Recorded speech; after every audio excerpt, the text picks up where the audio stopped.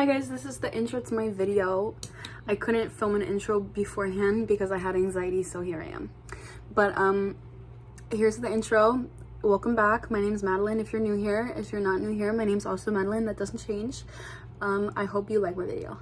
20 times, and normally I just kind of let the camera record and go, and I have no issues, but I've been getting a little bit in my head because I got my first hate comment, guys. I know. But it's okay because I'm like, you know, 5 good comments, 1 hate comment. I'm gonna focus on the negative. Heck no, but I'm not gonna mute it either because, like, you have a valid opinion and I'm glad that you voiced it. It's just not for me. Okay, moving on. I was stuck in a rut this morning, and by this morning I mean for the past 2 weeks. I've been a little bit stuck in a rut. And the only thing that got me out of bed this morning was my roommate singing, "Get up out my bed, some swag on." And I guess it's stuck in her head. And I kept hearing that. And I was like, you know what? I'm gonna get up out my bed, some swag on. So that's what I'm gonna do. And then it got me thinking that I should make a video about being stuck in a rut. And what I have kind of found is the best thing to do when you're stuck in a rut, which is enjoy the rut. I know it sounds counterproductive because you're like, nothing is happening in my life right now. It feels like I'm living the same day, like a Groundhog Day over and over again. I feel like I'm like, you know, waking up, doing the action, going to bed. Waking up, doing the action, going to bed. And there's no like action. Like there's nothing happening. It just feels boring and steady.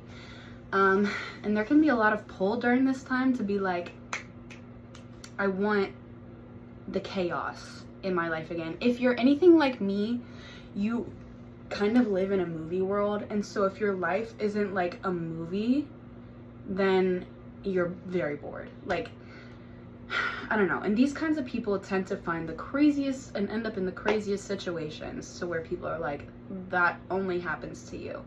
So if you resonate with that at all, you can feel like you're in a rut when you're just feeling stable. And the best thing to do is to ride out the rut. Because the most connected that you are to your highest purpose and the whole purpose of your life is when you're doing nothing but living in the moment. And that is going to be what allows stuff to start flowing and moving into your life, is being open and still and allowing it to. My boyfriend sent me a video like a month ago at this point, and I don't know why he sent it to me. There was no explanation. It was just like video, but he does that sometimes. It's like, okay. So I opened the video and I was listening to it like in the background while I was getting ready, and one of the key things that I heard, it was just this guy talking about like allowing blessings to come into your life. And one of the key things that I heard this guy talk about is he was like, so a lot of people stay consistent, they never grow or they never shrink because their eyes aren't open and their ears aren't open. So be looking for directional signs because the universe can point you in the right direction. So I was just like thinking about this. Like in the video, it was like, if you could overhear a conversation that was meant for you, that sparks ideas or something, specifically that. So this week I was like, I want to get out of a rut, and I make clothes. I have a clothing brand called Twisted Genius with like bleach. And so I was like, you know what? I'm going to go to the park and I'm going to set up and I'm going to just sell these clothes and try and make some connections. I'm pretty new to the city. I don't have many artist friends. So let me just go do that and take that step. So what if I don't sell anything, right? And I was walking, and as I was walking, I hear these girls like talking in front of me, and for some reason it was like so clear. It felt like they were talking to me even though they weren't. And the one girl said, "Isn't it so weird how the people who are always content in every situation have the most going on for them in their lives, have the most happening in their lives?" And that sat me down, and it really got me thinking, to be like, yeah, they do. Like thinking about the people I know who are just happy in every situation. And they do. They have a crap ton going on in their life. And then I thought about it. And then I'm happy in every situation. No, I'm not. I'm a fucking bitch. I'm a effing bee all the time. And I'm unhappy all the time. So I sat there and I really felt like those words were meant for me. And in the first like hour of me selling in the park, nobody was even looking at my like clothes. They were like, you know, heads down in their phones. I wasn't getting any interaction from the public. And it was starting to get windy. It drizzled a little bit and I was like, I'm gonna pack up and go home. This is not for me. I don't know why I thought I could sell here. And then I kind of had a thought and I was like, okay, those words were meant for me. So how can I apply it to my situation right now? And so I was thinking and I was like, okay, well, let me just be happy. Just be happy! But no, really, let me just be happy. So I was like, okay, I'm going to like pretend that I'm happy right now. What can make me happy right now? And I sat there on the blanket and I was like, okay, it's sunny. It hasn't been sunny in New York. That's fire. Okay, look at other people out. Okay, look at these people doing art. Oh my God, look at that guy laughing. That's funny. And then I started to actually feel happy because I was like living in the moment. One of the big things I talk about on my channel is to live in the moment, pulling your senses into the moment. So, okay, what can I touch? What can I smell? What can I see in this instance? And I was able to raise my mood and change my mindset from like, I'm not happy unless I sell something, to I'm just really happy right now to be out in the sunshine, to be here on this blanket. I found half a joint in my pocket. I was like, oh my God, I'm literally just like, and as soon as I sparked that up, I kid you not, someone came and bought a tank top. And then I sold another tank top. And then people started seeing people looking, so they were coming over and they were like, oh my God, what do you do? Oh my God, this is so cool. Can I follow you? And I was meeting all these people and I probably sold like 8 items in the park that day. Like I almost sold out and I left and I was like, oh my God, it really kind of clicked for me. So this weekend I had just kind of like a chill weekend, not a lot going on. I got my time of the month and turned into a demon a few days ago, so I wasn't really doing much. I was pretty much resting. Got Korean barbecue really low, which is really hard for me sometimes because I feel like I need to be like up here all the time because I have really high goals and I'm like, I want to achieve them right now, and I feel like I have to work myself to the bone. But because I'm in this rut, I realized, let me just live in the rut. And so what I have for you guys today is a collection of small stories, or some of them are fun and some of them are like why are you telling me this? But a collection of snippets from my weekend, my lull of a weekend, where I was able to find some funny things in the moment, some positive things, or just some moments to live for. Do you know what I mean? And what I'm describing is when you feel like you're in a rut and not a lot is happening in your life, finding those moments that make your life feel like a movie again, even when it doesn't. So here are a few of my movie moments that I found during my rut of a weekend. First things first,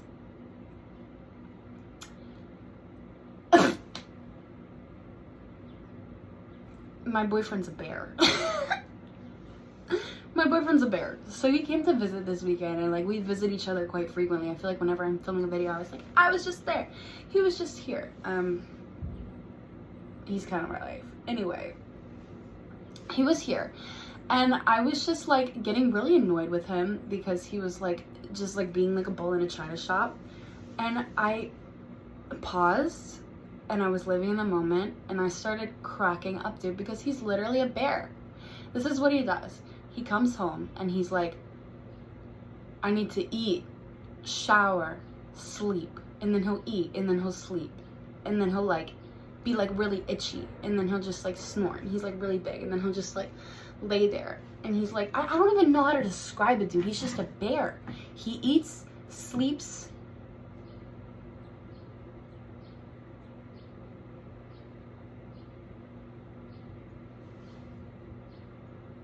and sleeps, and is big and strong and handsome, and a hairstylist. But anyway, he's literally a bear, and I was cracking up about that, and I was like, this is just so funny that I'm dating a bear. Anyways, that wasn't as funny as I thought it was gonna be, but moving on. I went grocery shopping today, and I was carrying the groceries, and I was so frustrated. I was like, this is so boring, a mundane, boring task in New York City. And then I put myself in the moment, and I was like, so I live in Harlem, and there's a grocery store literally across the street from my house, 24-hour grocery store. But it's an organic grocery store, and it is expensive as heck.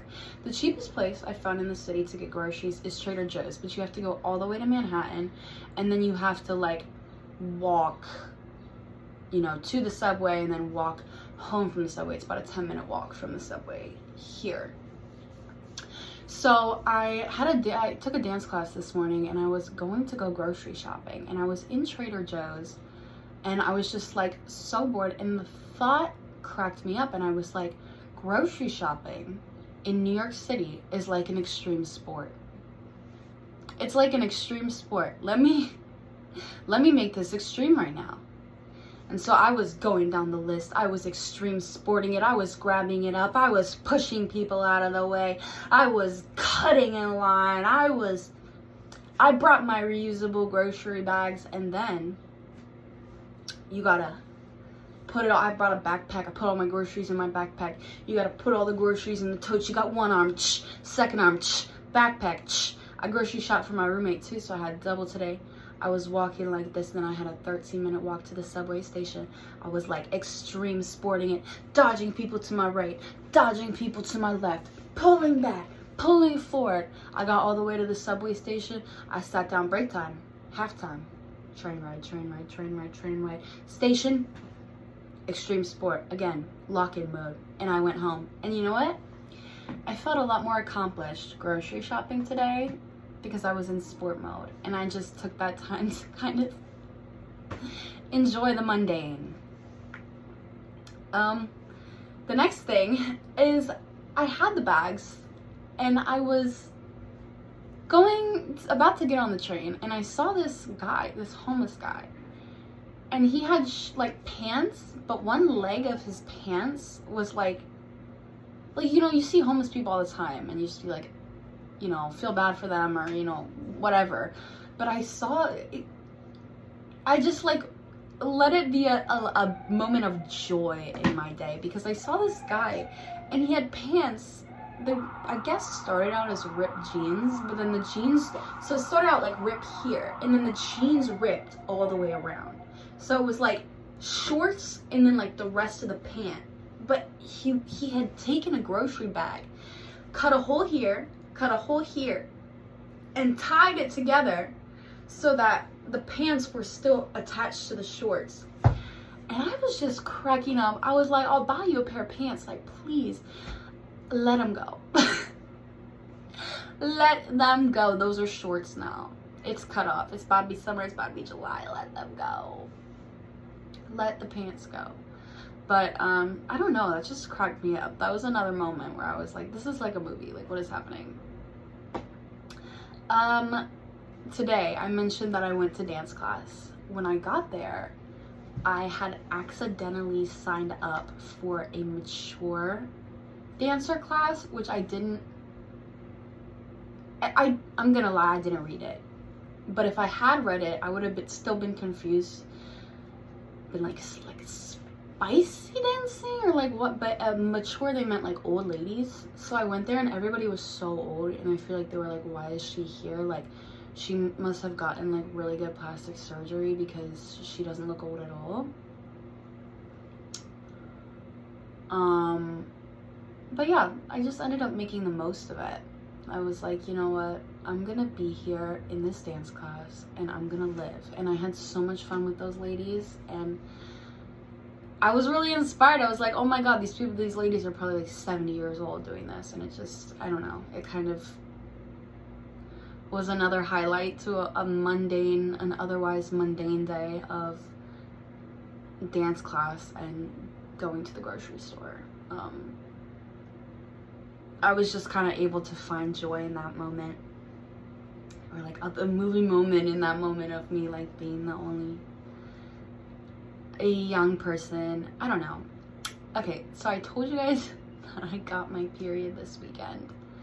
And James had a hair class, so he was gone. He was like at the hair class, and when he got here, like the night before, I woke up in the middle of the night and I was like, I need you to call 911. He didn't call 911 because I was obviously being dramatic, but I was like, I need you to call 911 right now, because I was just, I had really bad cramps, but I also had a really bad like gas, you know, so it was like a double homicide. I thought I was going to die, but anyway, I took some like Midol and I felt better. The next morning I was out of Midol and he went to his hair class. So he had said that he could bring stuff home, but he didn't get home until 3. So I woke up and I was in like excruciating pain. I get terrible periods. Like, I don't know how you girls do it, or if your periods just aren't as bad, or like what. But mine get legit so bad I can't move. I start blacking out. So I was like, I need to go to the CVS. And there's a CVS 1 block, like half a block away from me at the end of our little block. So I was like, let me go. And I'm walking down the stairs of my apartment building. I'm walking down the hallway and I'm passing out. Like my knees start to buckle. So I'm like, this is not good. I'm like passing out from the pain. So with the last energy from the depths of my pretty little perfect soul, I pull out a sprint, and I sprint from like this like half a block, whatever. It's not an extreme sport, not like grocery shopping. But when I get there, I was already in so much pain. I had so much gas, and just like, oh my god, I just like walked in and I just like threw up like everywhere. Just like, ooh, and I didn't know what to do. And like people saw me throw up, so what was I gonna like go and be like, I just threw up? Like they watched it. So I just like walked and I got some pads and some Midol. And I came home and went to bed until my boyfriend woke up. And then I woke up and I was like, what the fuck? It's not a joyous moment, but it's kind of like, damn, my periods are really this bad. Okay, my life kind of like a movie. And it just kind of brought the excitement back up for me of my rut. I don't know. You can't choose what excites you in a rut. You just have to find it. I was gonna tell you guys about how I like, okay, like I like stepped in a dead guy's like piss basically almost yesterday, but I kind of don't want to tell that story because it's a little bit morbid. And then I was eating bacon afterwards and the bacon was like really disgusting.